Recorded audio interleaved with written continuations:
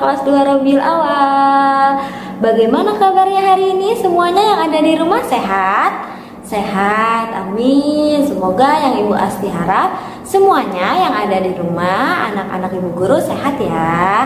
Nah, kita bertemu lagi hari ini di pelajaran tematik 2B, tepatnya pada tanggal 7 September 2020 di hari Senin.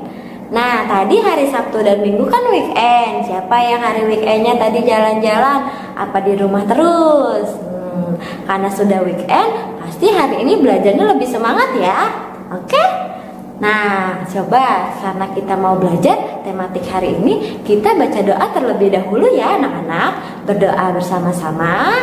Tangannya seperti apa? Seperti ini. Berdoa dimulai. Bismillahirrahmanirrahim. Rabbi shrahli sadri wa yassirli amri wahlul 'uqdatam min lisani yafqahu qawli. Rabbi zidni ilman warzuqni fahman. Amin. Nah, berdoanya sudah selesai. Apakah hari ini belajar tematiknya semangat?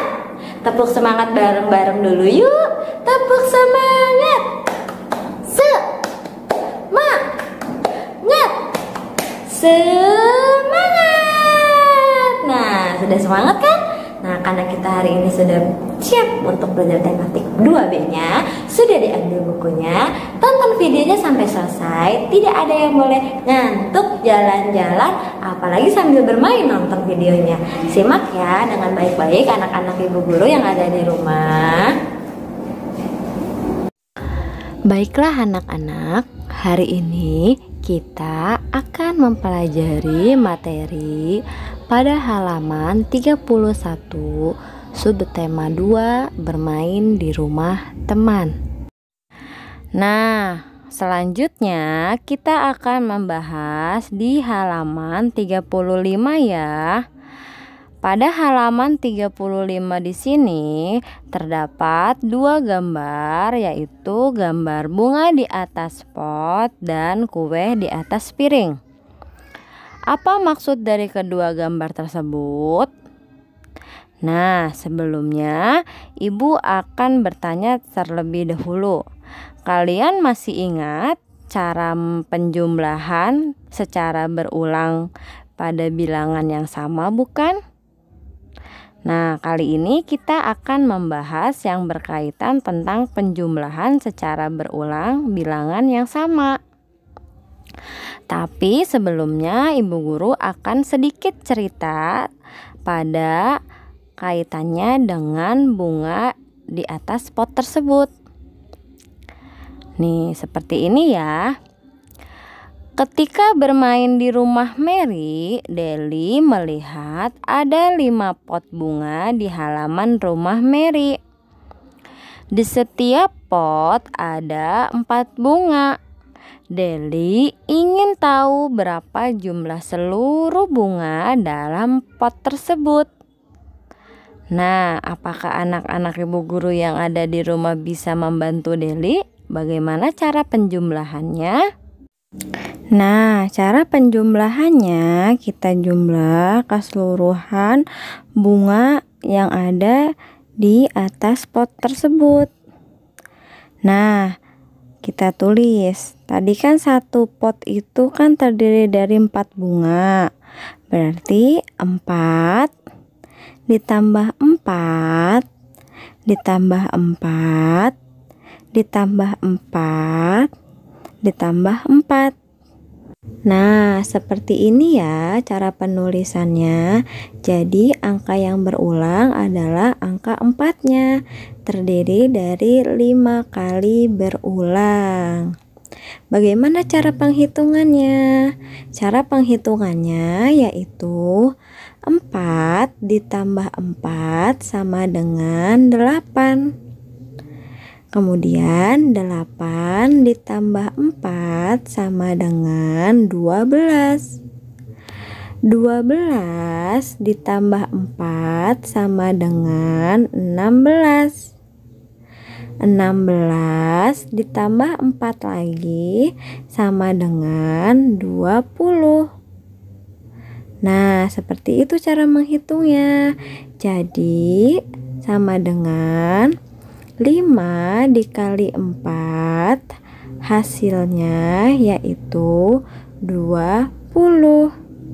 Nah, jadi bagaimana cara mengubah untuk keperkaliannya? Penulisan untuk keperkaliannya seperti ini. 5 dikali 4 sama dengan 20. Baiklah anak-anak, kita lanjut ke perhitungan yang kedua ya. Nah, yang kedua ini ada gambar kue di atas piring. Tapi sebelumnya Ibu akan membacakan sedikit teks ceritanya terlebih dahulu ya. Ibu Lani menyiapkan makanan untuk Nina dan Lani. Ibu menyiapkan 3 piring kue. 1 piring berisi 5 kue. Nah, ayo kita hitung jumlah kue keseluruhannya terdapat berapa? Nah, jadi menjumlahkan secara berulang bilangan yang sama.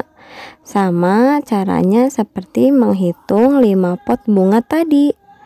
Yaitu, kan terdiri dari 3 piring kue. Yang masing-masing piring tersebut terdiri dari 5 potong kue. Jadi penulisannya 5 ditambah 5 ditambah 5. Nah, sekarang kita jumlahkan ya. 5 ditambah 5 sama dengan 10. Kemudian 10 ditambah 5 sama dengan 15. Nah, jadi hasilnya 15. Kemudian kita ubah menjadi bentuk perkalian. Bagaimana penulisannya? Yaitu 3 dikali 5 sama dengan 15. 3-nya dari 3 piring, 5-nya dari 5 potong kue. Seperti itu. Nah, soal selanjutnya yaitu di sini ada teks juga ya, Ibu bacakan terlebih dahulu. Ibu juga menyiapkan 2 nampan air mineral. 1 nampan berisi 6 air mineral. Nah, berapa jumlah air mineral seluruhnya? Tuliskan bentuk perkalian beserta hasilnya ya. Kita hitung bareng-bareng yuk. Jadi kan tadi ada 2 air mineral di dalam nampan. Kita tulis di sini angka 2. Kemudian 1 nampan berisi 6 air mineral. Nah, 6-nya kita tulis di bagian sini. Nah, jadi hasilnya berapa? Angka berapa yang dijumlah secara berulang? Angka 6. Jadi 6 tambah 6 sama dengan 12. Itu hasilnya. Oke anak-anak, di sini ada soal terakhir ya. Kita kerjakan sama-sama ya. Jangan lupa ditulis di buku kalian masing-masing. Di sini soal yang pertama yaitu 6 ditambah 6 ditambah 6 lagi sebanyak 6 kali pengulangan. Ya.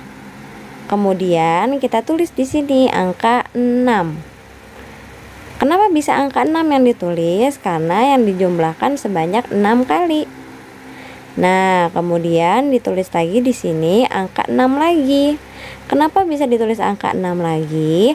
Karena yang dikalikan adalah angka 6.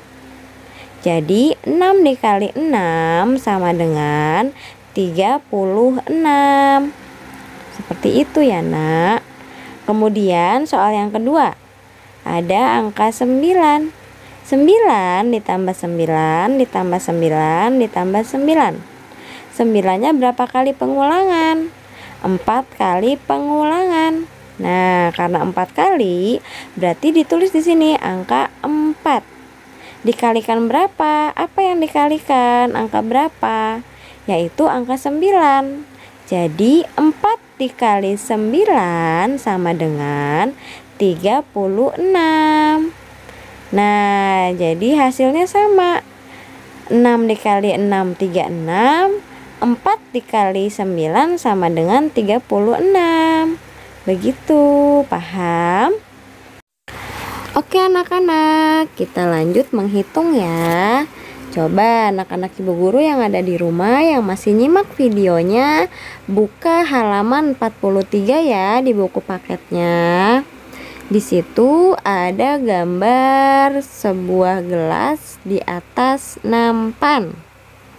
Nah, kita baca terlebih dahulu ya. Kalian sudah belajar cara menentukan hasil perkalian, bukan? Nah, ayo kita pelajari kembali. Perkalian adalah penjumlahan berulang bilangan yang sama. Jadi, penjumlahan berulang bilangan yang sama. Misalnya, ada 2 nampan, 1 nampan berisi 4 gelas sirup.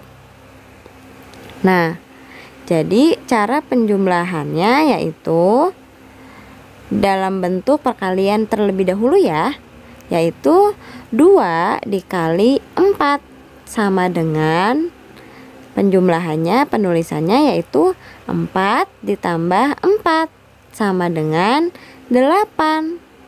Nah, seperti itu. Coba kita contohkan lagi yang di bawahnya ya. Banyak gelas sekarang yaitu ada berapa nih? Ada 1, 2, 3, 4, 5. Ada 5. Bagaimana cara penulisan perkaliannya? Yaitu 2 dikali 5. 2-nya dari mana Bu Guru? 2-nya dari 2 nampannya. Karena nampannya terdiri dari 2. Sedangkan dikali 5, 5-nya dari mana ya?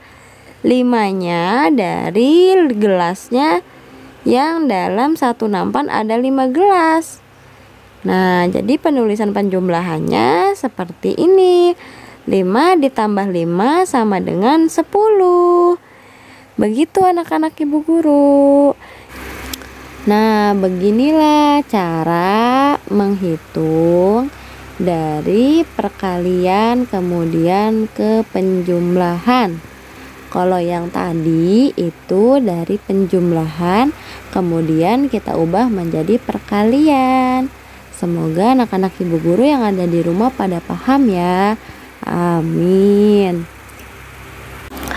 Oke anak-anak, kita lanjut ke pembahasan di halaman 44 ya. Nah, di sini Ibu Guru akan menjelaskan tentang perkalian dengan bilangan 2, kemudian dengan bilangan 1, dan yang terakhir dengan bilangan 0. Yang pertama dulu ya, dengan bilangan 2. Nih, perkalian suatu bilangan dengan 2 sama artinya menjumlahkan dengan bilangan itu sendiri. Hasil perkalian dengan 2 bisa didapat dari penjumlahan ganda. Contohnya, 2 dikali 4 sama dengan penjumlahannya 4 ditambah 4 sama dengan 8. Jadi yang digandakan adalah angka 4 gitu. Terus kemudian contoh lain, 2 dikali 5 sama dengan penjumlahannya 5 ditambah 5 sama dengan 10. Nah, begitu. Kemudian ada juga nih, bagaimana cara perkalian dengan bilangan 1. Nah, dengan bilangan 1, jadi Misalkan setiap nampan tinggal 1 gelas yang belum diminum, maka sirup yang masih sisa adalah, nih banyak gelas kan berisi es sirup, jadi 2 dikali 1 sama dengan 1 ditambah 1, hasilnya 2. Jadi yang harus diperhatikan adalah perkalian dengan bilangan 1 itu akan hasilnya bilangan itu sendiri. Gitu, contohnya 2 dikali 1 sama dengan 2. 3 dikali 1 sama dengan 3. Jadi inti rumusnya yaitu hasil perkalian suatu bilangan dengan 1 adalah bilangan itu sendiri. Mau digimanain pun akan hasilnya dengan bilangan itu sendiri. 3 dikali 1 sama dengan 3, 4 dikali 1 sama dengan 4, 5 dikali 1 sama dengan 5. Seperti itu. Nah, yang terakhir nih, ada perkalian jika bilangan itu dikalikan dengan angka 0. Bagaimana itu cara menghitungnya? Jadi, semua perkalian dengan dikalikan dengan angka 0, maka hasilnya 0. Mau angka ratusan, satuan, puluhan, jika dikalikan dengan angka 0 maka hasilnya 0. 1 dikali 0, 0. 3 dikali 0, 0. 10 dikali 0, 0. 100 dikali 0, 0. Gitu. Jadi semua angka bilangan yang dikalikan angka dengan 0, bilangannya 0 dikalikannya, maka hasilnya 0, tidak dapat berubah. Begitu anak-anak ibu guru. Mudah-mudahan semuanya yang ada di rumah mendengarkan dengan seksama. Oke anak-anak, nah kita lanjut ke pembahasan halaman 40 ya. Di situ ada 2 anak-anak perempuan yang sedang bermain boneka. Nah, jika dilihat mereka melakukan permainan bonekanya dengan menjalani peraturan yang sudah dibuat. Apa saja peraturan saat bermain? Yang pertama, saat bermain harus rukun. Artinya tidak boleh berantem, seperti itu. Kemudian aturan yang kedua yaitu saling meminjamkan mainan. Artinya saling berbagi, tidak boleh pelit. Kalau pelit maka nanti hasilnya atau bisa jadi berantem, terus jadinya nangis, seperti itu. Kemudian selanjutnya aturannya yaitu merapikan mainan setelah digunakan. Nah, itulah beberapa aturan saat kita bermain. Oke anak-anak, kita lanjut ke pembahasan berikutnya ya. Nah, kalian lihat di situ, ternyata di sekitar kita banyak sekali benda. Ada benda padat, ada benda cair, ada benda gas. Nah, sesuai dengan apa yang dilihat di buku halaman 38, di situ terdapat banyak sekali gambar benda. Ada benda gas, cair, maupun padat. Tapi sekarang kita akan belajar terlebih dahulu tentang benda padat ya. Nah, benda padat memiliki bentuk dan ukuran yang tetap. Benda padat tidak berubah bentuk dan ukuran, walaupun dipindahkan ke tempat lain. Nah, kalian perhatikan gambar-gambarnya ya. Ada piring, susu, boneka, bola, kursi, minyak goreng, terus udara dalam balon, kayu, dan yang terakhir ada bantal. Nah, jadi kalian sudah amati gambarnya. Nanti kalian akan memahami mana yang disebut benda padat, cair, ataupun gas. Oke anak-anak, kita lanjut ke pembahasan berikutnya ya. Nah, kalian lihat di situ ada dua anak perempuan yang sedang melakukan membuat atau menuangkan air ya. Bukan, sirup. Nih, dua anak ini sedang membuat sirup. Nah, kalian tahu, sebelum Ibu membacakan teks, Ibu Asti mau tanya terlebih dahulu. Kalian tahu anak-anak Ibu guru yang ada di rumah, ternyata es sirup termasuk benda cair. Kenapa bisa disebut benda cair? Karena es sirup tidak memiliki ukuran tetap. Bentuknya akan berubah menyesuaikan wadahnya. Nah, sekarang Ibu Asti mau membacakan teksnya terlebih dahulu ya. Kalian yang ada di rumah, dengarkan dengan seksama. Tidak boleh sambil jalan nontonnya, pokoknya didengarkan ya. Membuat es sirup bersama ibu. Ibu mengajak Deli dan Mary membuat es sirup.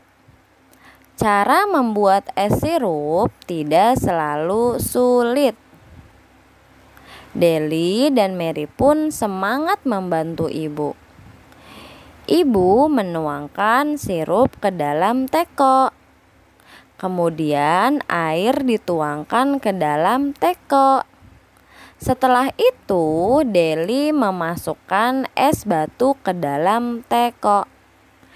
Es sirup pun sudah jadi. Nah, sekarang tugas Mary menyiapkan wadahnya. Mary menata gelas dan botol. Gelas di rumah Mary memiliki bentuk yang berbeda-beda. Saat es sirup dituangkan ke dalam gelas berbentuk tabung, bentuk es sirup seperti bentuk tabung. Sedangkan saat es sirup dituangkan ke dalam gelas berbentuk balok, bentuknya seperti balok. Nah, Deli dan Mary sangat senang menuangkan es sirup ke dalam gelas. Mereka senang dapat mengamati perubahan bentuk es sirup yang mereka buat. Nah, setelah Ibu guru membacakan cerita tersebut, apakah anak-anak Ibu guru bisa menyebutkan ciri-ciri benda cair? Bisa ya, pokoknya benda-benda cair, ciri-cirinya yaitu tidak memiliki ukuran tetap.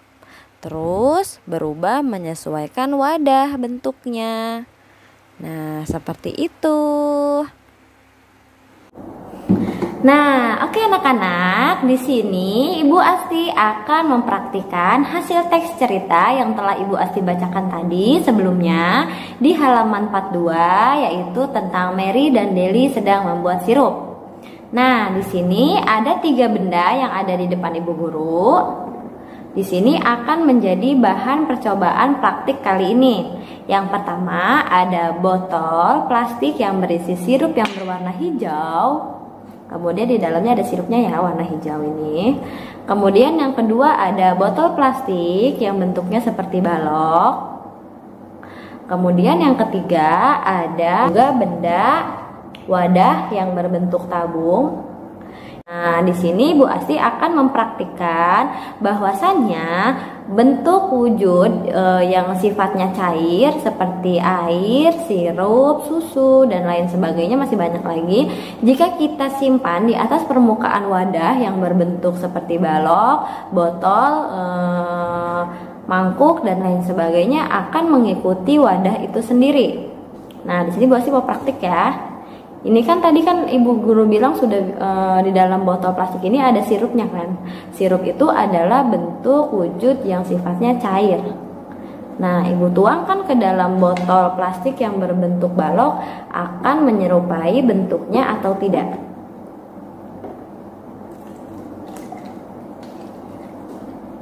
Nah, bentuknya sama seperti botol yang berbentuk balok. Nah, kalian lihat? Terlihat bukan? Nah, jadi hanya dipindahkan dari air yang dari botol plastik ini ke dalam botol yang berbentuk balok akan menyerupai bentuknya seperti balok. ya.